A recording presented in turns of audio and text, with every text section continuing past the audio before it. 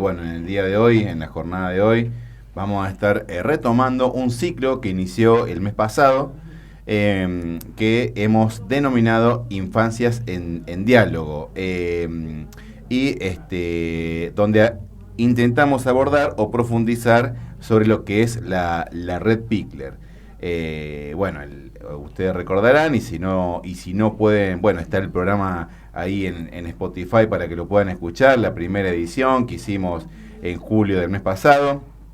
Nos visitaron en aquella oportunidad Gabriela Arias, profesora en psicomotricidad, licenciada y profesora en psicomotricidad, y Mónica Manelli, especialista en desarrollo temprano, ambas integrantes de la red Picler Argentina, bueno, para contarnos un poco de lo que es la red Picler. Y bueno, hoy vamos a continuar con el ciclo, también, bueno, profundizando ya la red Picler desde algunos de sus principios, ya profundizando un poquito más.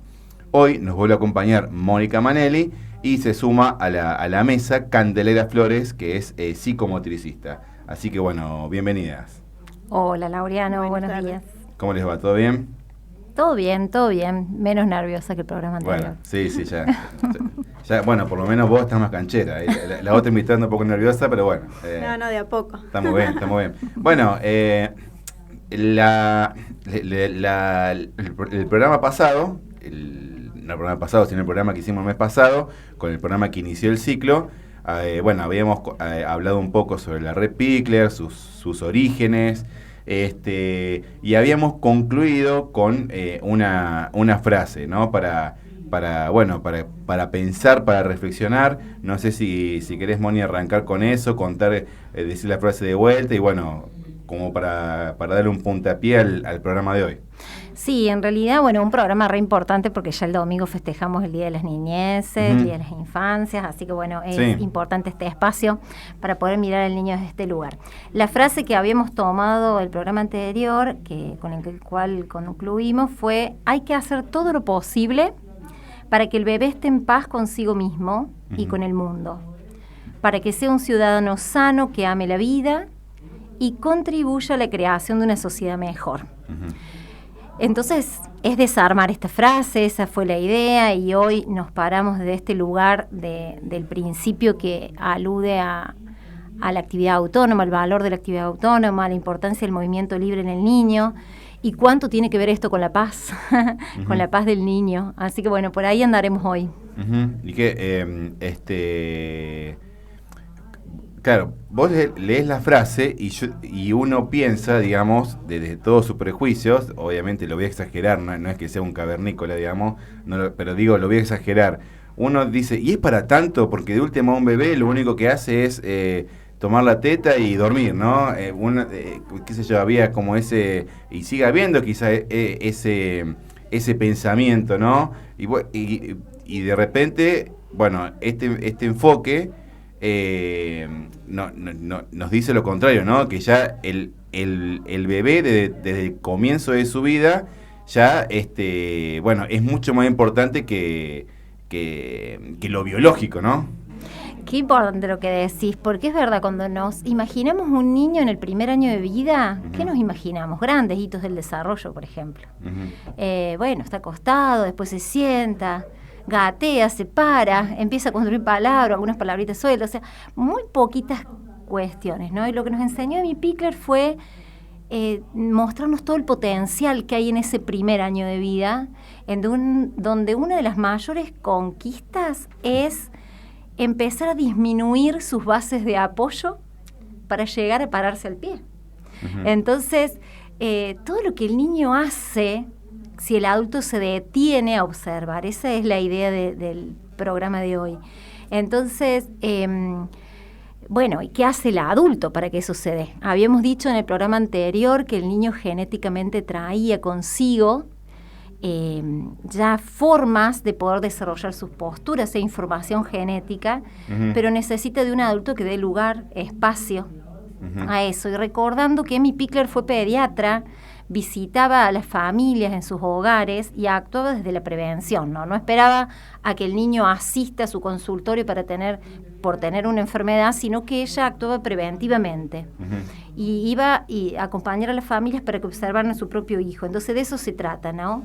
Observar en qué proceso de ese desarrollo autónomo, esa movilidad, esa construcción de movimientos, posturas que realiza el bebé, para el adulto poder acondicionar y organizar ese entorno, ¿no? Y en esto que estaba hablando, bueno, te pregunto, Cande, para profundizar un poquito eso, ¿no? Uno, digamos, uno lo ve muchas veces, incluso quizás lo ha hecho con su hijo también, esto, ¿no? De apurar, o sea, no de apurar, sino de no respetar ciertos procesos, ¿no?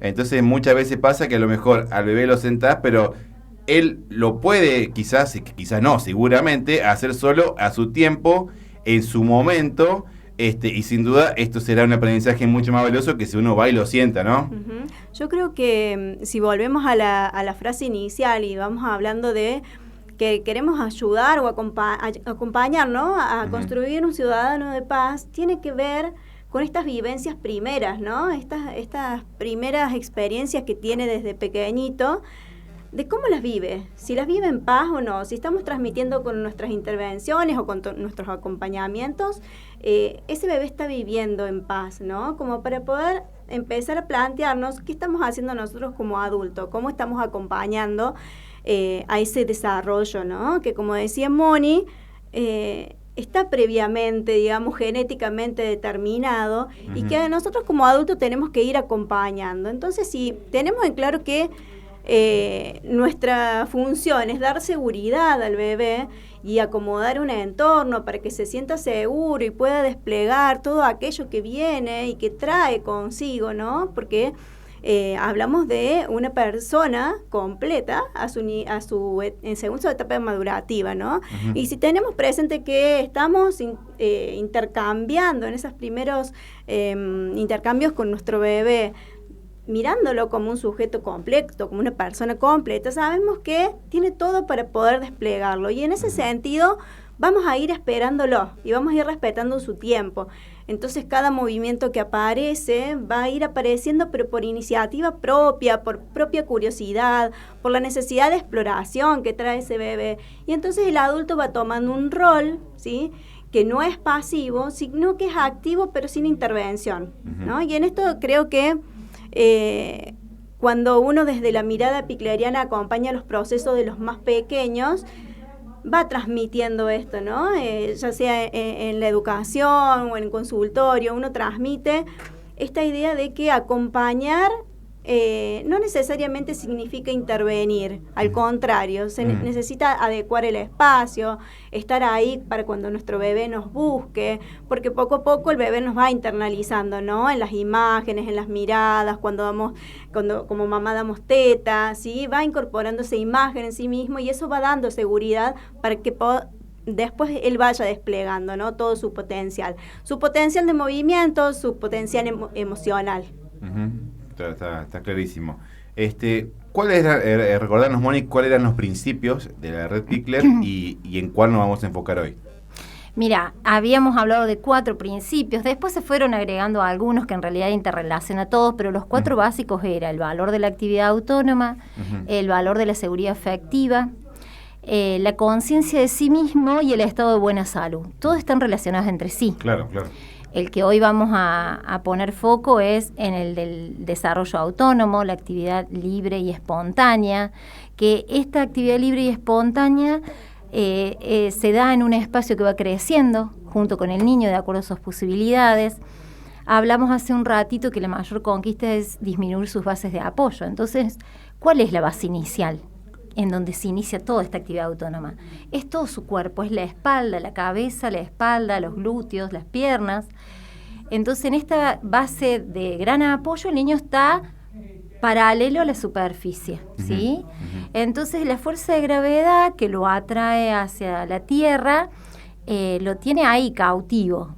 Y de a poquito va a ir conociéndose a sí mismo con el espacio que le va dando el adulto para poder elevar distintas partes de su cuerpo, el hombro, los pies, mover las piernas. Entonces de a poquito va disminuyendo las bases de apoyo. Emmy Pickler, en sus observaciones, en sus investigaciones, descubrió que hay posturas intermedias, ¿no? Además de los grandes hitos del desarrollo que hemos mencionado antes, posturas intermedias que tienen muchísimo valor, que son las que el niño arma, desarma, prueba una y otra vez para conquistar la postura siguiente. Por ejemplo, hablamos del hombro y el despegue del hombro del piso. Entonces este bebé que se empieza a poner de costado, ¿no? En donde empieza a liberar un brazo y una pierna del mismo lado, y de repente, entre varios intentos, ese ponerse de costado se convierte en un ponerse boca abajo. Nos encontramos en el famoso cuando se da vuelta, ¿no? Cuando se da vuelta, sí. Que no es lo mismo que el niño lo construya por sí mismo a que el adulto venga y lo cambie de posición arbitrariamente. O sea, claro, yo lo veo boca abajo, siento que se está aburriendo, porque tenemos el concepto de que el niño se aburre enseguida y lo ponemos, ¿no?, boca abajo. Además de obstaculizarle su propio descubrimiento de la postura, también creamos una dependencia del adulto. Porque hago A y el adulto viene a cambiarme de posición. Entonces, también hay un adulto que en su constitución subjetiva, en la propia concepción del yo, de estas capacidades propias, también está intrometiéndose, ¿no? Entonces, continuando a que este niño logró el boca abajo por propia iniciativa, el niño se queda expectante de eso que descubrió. Quizás no sepa volverse al boca arriba de nuevo, quizás sí, depende, ¿no? Depende de sus experiencias, como decía Cande. Si el niño se lo dejó moverse libremente, casi seguro que lo va a poder deconstruir y volver al boca arriba. Pero bueno, muchas veces también pasa que el suelo no es firme, que hay distintas situaciones que el niño no lo puede hacer, y siempre tenemos que volver a la base inicial, a la postura inicial, que es el boca arriba. Desde ese lugar de seguridad, el niño está descubriéndose a él mientras está descubriendo el mundo. Y es un montón cuando empezamos a pensar en el psiquismo. Y esto ocurre, Emmy Pickler no puso edades determinadas para hacer esto, ¿no? Puso como rangos de edad. Entonces, en estos primeros 4 o 5 meses, el niño empieza a disminuir esa base de gran apoyo para empezar a construir, ¿no?, el boca abajo. Lo que sí tenemos en nuestra cultura es que hasta muchos pediatras, que quizás desconozcan esta línea de abordaje, ya les dice la mamá la receta. Bueno, a los 2 meses, para endurecer el cuello, ponelo boca abajo, entonces el niño va a tirar la cabeza para atrás y va a endurecer el cuello. Bueno, en realidad desde este abordaje no se piensa, eso se piensa que no es así, sino que el dominio de ese cuello se va a dar en esta gran base de apoyo que le permite al niño controlar el movimiento para despegar el cuello, y no que sea impuesto. Obviamente que el niño va a controlar el cuello y lo va a endurecer porque no se va a dar la cabeza contra el piso. Claro. ¿No? Si nos ponemos a pensar en la lógica. Entonces ahí está lo que dice Cande, ¿no? ¿Qué paz vive un niño que fue conquistando conciencia, la conciencia que su edad madurativa corresponda, estos movimientos que tienen una causa y un efecto, a aquel niño que el adulto, sin anticipación y por decisión propia del adulto, lo giró, lo puso, lo sacó de una postura, ¿no? Entonces, ahí el niño ya lo estamos acompañando para ubicarse en el mundo desde otro lugar.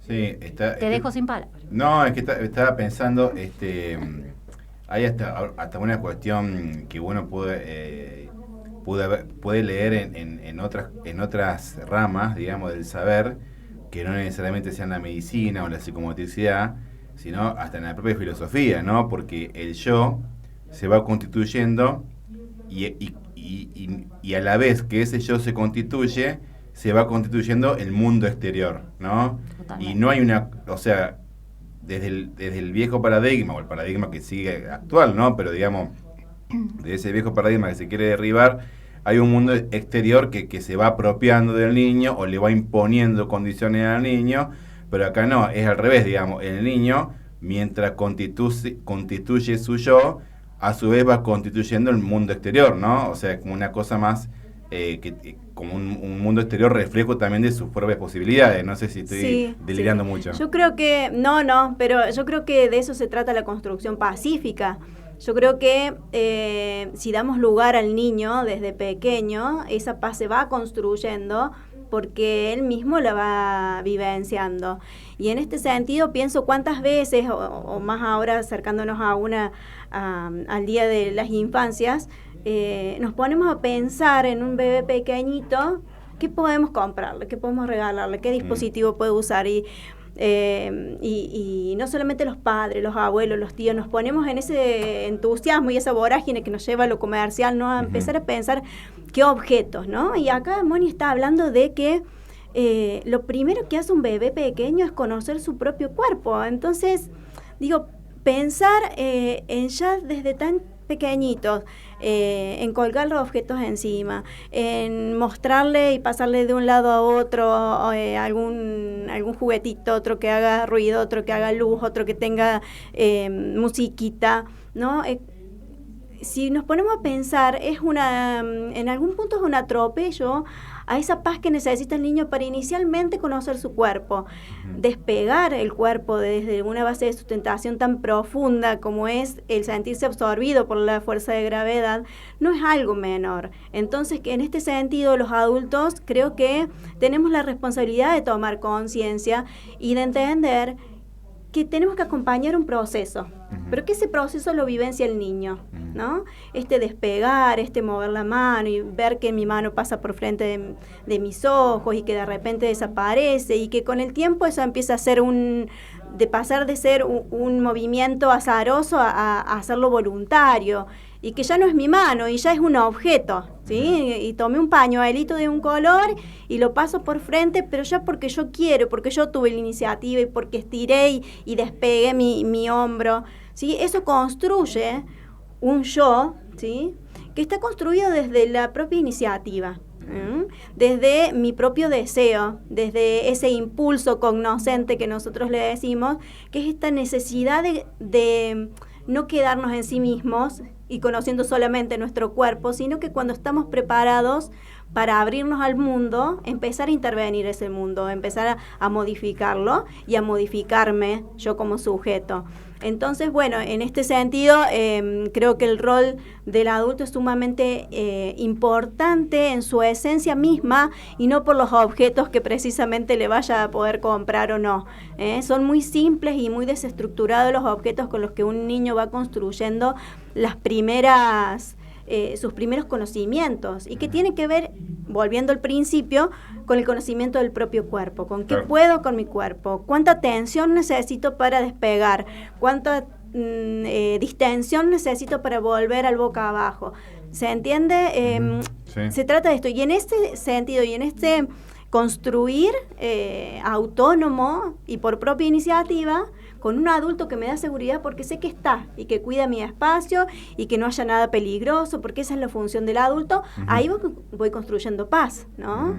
Y que a la larga uno sienta las bases de un niño autónomo y no dependiente, que creo que es la antítesis, ¿no? ¿Qué queremos que sea nuestro niño, ¿no? Un ser autónomo o un ser dependiente. Y ahí está la clave, en las primeras experiencias. Claro, que eso y obviamente va a repercutir después en la vida adulta. Totalmente. Estas primeras huellas también el niño va creando, además de todo lo que significa el desarrollo de sus funciones ejecutivas, ¿no? Que te permiten tomar decisiones, inhibir movimientos, ir hacia o dejar de ir, digamos, todas estas funciones ejecutivas. Son cuestiones que también van orientando a la forma de que el niño va a tener de aprender para toda su vida, ¿sí? Claro. También en este descubrimiento del cuerpo y del mundo, en ese mundo estamos los adultos. Entonces se crea todo un sistema de comunicación con el adulto, ¿no? Por ahí, cuando nos volvemos a imaginar este niño del primer año de vida, uno se representa que el único medio de comunicación es el llanto. Y en realidad hay un montón de otras señales. Su tono muscular es uno, por ejemplo, ¿no? La tensión de su cuerpo, de su tono muscular, gestos que nos muestren cierta incomodidad. Entonces también le va marcando la pauta al adulto de intervenir, ¿no? Esperar esa comunicación, porque también ahí vamos a establecer las formas de comunicarnos con el bebé. Si siempre esperamos el llanto como esa forma de comunicación o de aviso, también el niño va internalizando que hasta que yo no voy hasta el alto nivel, el adulto no responde, ¿no? Entonces se crea todo un sistema tan dinámico, tan imbrincado con otros aspectos, que en eso hay una autora argentina que es Mirta Chokler, que creo que la habíamos mencionado en el programa anterior, que habla de los organizadores del desarrollo. Entonces, todo lo que organiza la vida de un bebé, ¿no? Y cómo el adulto también ayuda a la representación que ese niño va a tener de sí mismo, pero también del adulto. Estaba pensando, ¿no? Claro, o sea, es como muy interesante, porque ahí estamos hablando de un adulto que no interviene, entonces uno en principio se imagina, no, es un adulto irresponsable que no interviene, pero en realidad, de algún modo, interviene más, porque tiene que estar más atento a esto, ¿no? A que no haya objeto peligroso, eso sería pero esto que vos decís, ¿no? A los gestos, a estar atento a un pequeño gesto que ya el niño o el bebé se está comunicando. Entonces, no solo que es un adulto más pasivo, sino que por el contrario es un adulto más activo todavía. Totalmente, totalmente. Hay interacción todo el tiempo. Esto no es... muchas veces uno confunde la actividad libre con el dejarlo solo. Claro. No, es poder habitar un mismo espacio, los dos, el adulto y el niño, pero dar la oportunidad que cada uno pueda centrar su atención en su propia actividad. Cuando un niño pequeñito lo vamos pasando de un lugar a otro, por ejemplo, hay muchos objetos de sujeción que se venden en el mercado, como el cochecito, la maquita, el andador, un montón de objetos que transitan en la vida de los niños en el primer año de vida. Pero si pensamos en un piso firme, con sus bordes, digamos, también establecidos, porque necesita de menor espacio o mayor espacio, ¿no? Contener ese espacio de juego. No es un dejarlo solo, porque el adulto estuvo ahí, estuvo acondicionando ese objeto, está a la vista, puede realizar mi actividad, pero estoy a la vista, no me pierde de vista el niño. Y también genero esa confianza de que, bueno, estoy acá porque yo puedo también, ¿no? Claro. Yo puedo solito, dirían los niños. Bueno, ahí veo que trajiste varios libros. Un montón. Bueno, ¿por qué? Bueno, contanos un poco qué libro han traído, por qué han elegido esos libros, por qué los recomiendan. Bien.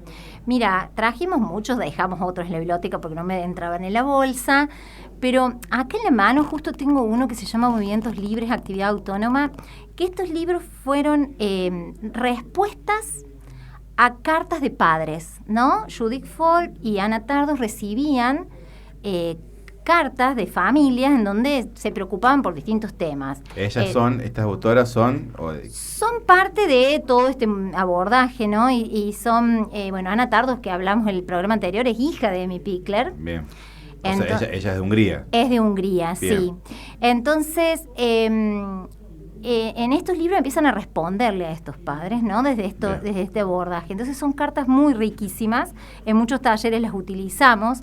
Después tenemos autores... O sea, sí. ¿Ese de qué año es, por ejemplo?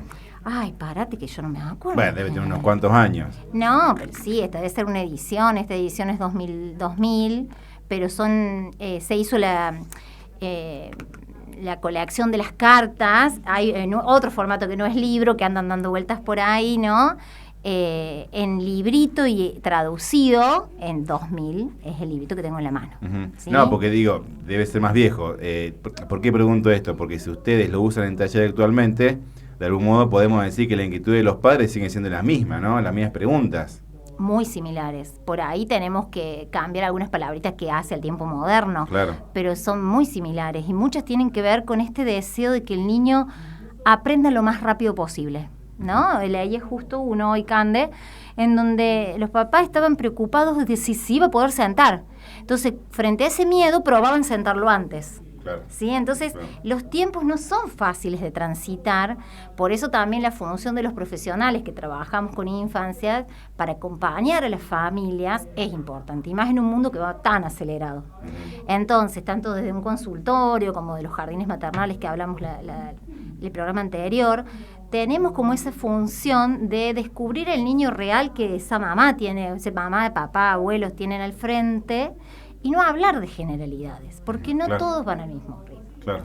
Y otro de los libros son personas lindas que tenemos en la red, como Nora Luna, que habla de todas las experiencias que ha tenido en acompañamiento de niños, Noemi Beneito, que ya no la tenemos entre nosotros, que habló sobre el desarrollo de niños en situaciones de discapacidad, por una propia experiencia también familiar.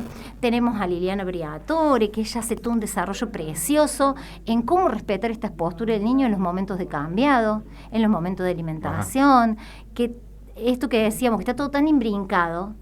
Yo no puedo sostener un momento de alimentación o de cambio de pañales hasta los 3 años de la misma manera, porque ese cuerpo cambió. Las posturas y los sostenes son diferentes. Entonces, bueno, ella nos va ayudando a reflexionar sobre eso. Gustavo Bet, que camina en las playas allá de nuestro mar argentino y también tiene unos libros muy bonitos contando experiencias con acompañamiento de niños. Y bueno, y Agnès Santo, francesa, que todavía sigue viajando y viene, hace poquito estuvo en Argentina y en Brasil dando un curso junto con otras personas que nos habla de una mirada adulta sobre el niño en acción. Bueno, esos son algunos de los que trajimos. Y re importante, salió de nuestra universidad, Laureano. Ajá, ¿cómo es? Es la educación preventiva en el jardín maternal. Vamos a sacar una fotito y publicarlo ahí en las redes de la radio para... Pero, perdón, ¿cómo te interrumpí? ¿Cómo se llama ese libro? Este libro se llama La educación preventiva en el jardín maternal, que la autora fue Susana Divitos, y con la colaboración de Sonia Verón y mía estuvimos trabajando. Resume todo un camino de investigación que continúa, porque la cátedra de psicomotricidad que sigue estando en la universidad sigue trabajando sobre estos lineamientos. Y hay experiencia de un jardín vecinal y del jardín Abrázame que hemos transitado, ¿no? La implementación de este abordaje. Y ahí, bueno, estamos viendo el jardín maternal, bueno, un poco llevándolo también a las inquietudes que tiene este programa, que tienen también que ver con el mundo académico, con el mundo formal de la educación. Si bien los jardines maternales no forman parte de la formalidad, es como un primer paso previo a esa formalidad. Y yo no sé, quizás en un par de años tenemos sala de 2 y sala de 1 en el sistema oficial, porque ya tenemos sala de 3. Digo, ahí estoy viendo que este abordaje claramente puede ser sistematizado y utilizado, digamos, en los espacios oficiales, ¿no? Sí, totalmente. Hay una iniciativa desde el gobierno de Córdoba de crear una currícula para los jardines maternales, en donde, desde la municipalidad también se nos ha convocado a conversar sobre ello y estamos calentito este tema. Estamos empezando a ver esto con participación de cátedras de la universidad para la constitución de esa currícula. Está muy bien. Bueno, Cande, te pregunto porque ahí la vi amagando, hacía participado varias veces y no la dejamos hablar. No la dejamos hablar. Bueno, un poco para ir cerrando la entrevista y anticipando lo que va a ser el mes que viene. No sé qué integrante de Red Pickler va a venir, pero bueno, ya veremos eso.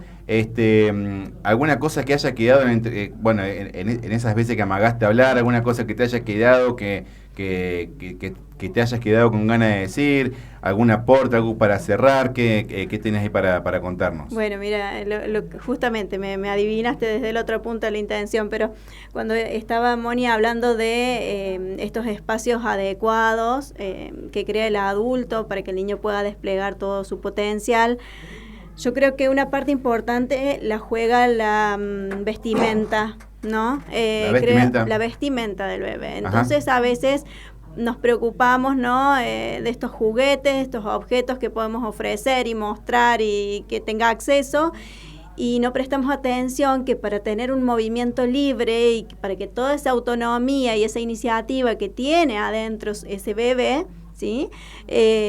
Es necesario que esté cómodo, ¿no? Uh-huh. Con sus manos libres, con sus pies libres, de modo que pueda asir el objeto que tenga intención de tomar, que pueda moverse con libertad sin sentirse aprisionado por la ropa uh-huh. que lleva puesta, sino que pueda no ser un obstáculo la vestimenta. Entonces creo que es uno de los puntos como para para cerrar, que también es importante prestar atención, esos pies descalzos también, la información sensorial que el niño puede obtener, los empujes que puede hacer con todos sus dedos en contacto con las superficies, es muy distinta la experiencia cuando esos pies están aprisionados o esas manos están luchando por salir porque un jumper, una camiseta queda larga, ¿no? Entonces, bueno, son detalles, pero como decía Mirta Chockler, que es una de nuestras maestras, el detalle es la vida del niño, ¿no? Lo que para nosotros es un detalle, para el niño es la vida completa. Y la vestimenta y la superficie en donde él va a desplegarse no son un detalle menor. O sea, cuando la abuela dice, póngale un zapato, que no abuela, no se mete. Y en eso validan los pediatras que las bacterias ni los virus entran por los pies, claro, así que claro. También en ese sentido nos sentimos bastante seguras de nuestra propuesta. Tal cual. Bueno, Moni, para el mes que viene vamos a seguir profundizando en algún otro principio de la red PICLE. ¿No querés anticipar algo de lo que vamos a ver el próximo mes? Sí, en realidad, después de ver este principio tan importante y que es tan transversal, que todos son transversales, es el de la seguridad afectiva, ¿sí? Vamos a estar hablando un poquito de los momentos de cuidado, los momentos personalizados, en donde, bueno, seguimos construyendo lo que es la comunicación con nuestro bebé. Bueno, buenísimo entonces. Muchas gracias por la visita. Bueno, estará publicado este programa en las redes, en Spotify, en breve. También vamos a publicar algunas fotitos de los libros. Y recordamos el que se quiere sumar a través de nuestras redes, Bien. Y puede participar de las reuniones que tenemos de la red, o de este compromiso, que a lo mejor no nos reunimos físicamente, pero siempre estamos pasándonos información y actualizándonos con todo lo que sube. Recordá las redes. Bueno, Red PICLE Río Cuarto, Red PICLE Argentina, ¿no? La Red PICLE Argentina la abarcamos todos, es federal y tenemos sede en distintos lugares. En la Red PICLE Argentina recordamos el congreso que va a estar en el mes de octubre en San Luis, que ya están publicadas en nuestras redes toda la información para aquellos que quieran compartir experiencias y también asistir, que se pongan en contacto con la Red PICLE Río Cuarto, que de acá vamos a tratar de salir varias. Bueno, buenísimo. Yo estoy pensando, vamos a cerrar en octubre con ¿en qué fecha es el congreso? El 23 y 24. Bueno, entonces el cierre lo vamos a hacer después del congreso. Va, genial. Así nos cuentan un poco cómo fue el congreso. Igualmente lo vamos a ir promocionando y anticipando desde aquí. Perfecto. Bueno, muchísimas gracias, chicas, por la visita. Será hasta la próxima. Gracias. Hasta luego.